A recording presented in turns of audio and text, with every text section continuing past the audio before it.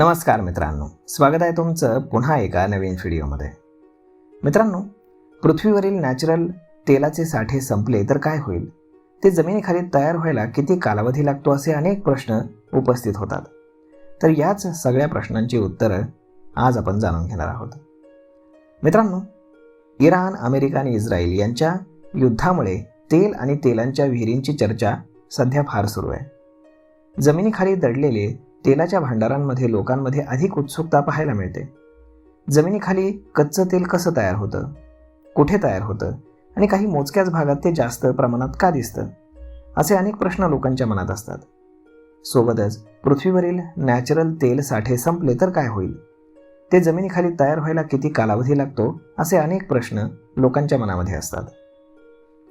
तर मित्रांनो, हजारो फूट जमिनीखाली दडून असलेलं काळं सोनं म्हणजेच कच्चं तेल हे काही एका दिवसात तयार होत नाही.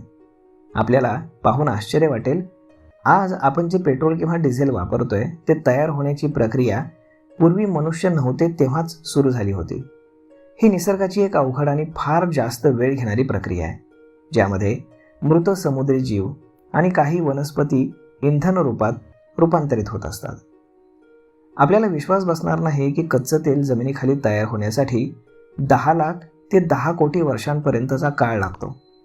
जेव्हा समुद्रातील मृत सूक्ष्मजीव आणि मृत वनस्पती जमिनीखाली जमा होतात, तेव्हा त्यावरती वाळू, मातीचा थर जमा होतो. हा थर वाढत जातो. त्यानंतर यावरती दबाव पडून त्यातनं तेल तयार होण्याची प्रक्रिया सुरू होते. वैज्ञानिकांनुसार जेव्हा तापमान हे 80 डिग्री सेल्सिअसच्या वर जातं, तेव्हा हा कार्बनिक कचरा हा हायड्रोकार्बनमध्ये बदलण्यास सुरुवात होते. हेच हायड्रोकार्बन नंतर कच्च्या तेलाचं रूप घेतं, जे नंतर रिफाईन करून वापरलं जातं. जमिनीखाली कच्चं तेल तयार होण्याच्या प्रक्रियेसाठी तापमानाचं संतुलन फार गरजेचं असतं. जर जमिनीखाली उष्णता एका लेवलनंतर जास्त वाढली तर तेलाचं स्वरूप बदलतं. सामान्यपणे 100 ते 120 डिग्री अंश सेल्सिअसपर्यंत तापमान हे कच्चं तेल तिथे सुरक्षित राहतं.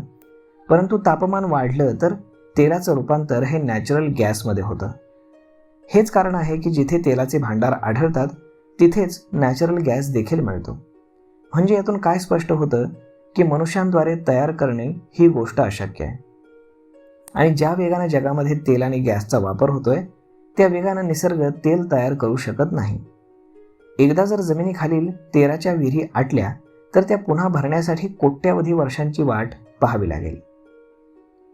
तर मग मित्रांनो, अशा पद्धतीनं जे क्रूड ऑइल म्हणजेच पेट्रोल, डिझेल आणि नॅचरल गॅस हे कशा पद्धतीने तयार होतं, त्याला किती वेळ लागतो, आपण ते तयार करू शकतो का, या सगळ्या प्रश्नांची उत्तरं आपण आजच्या व्हिडिओमध्ये जाणून घेतलीत.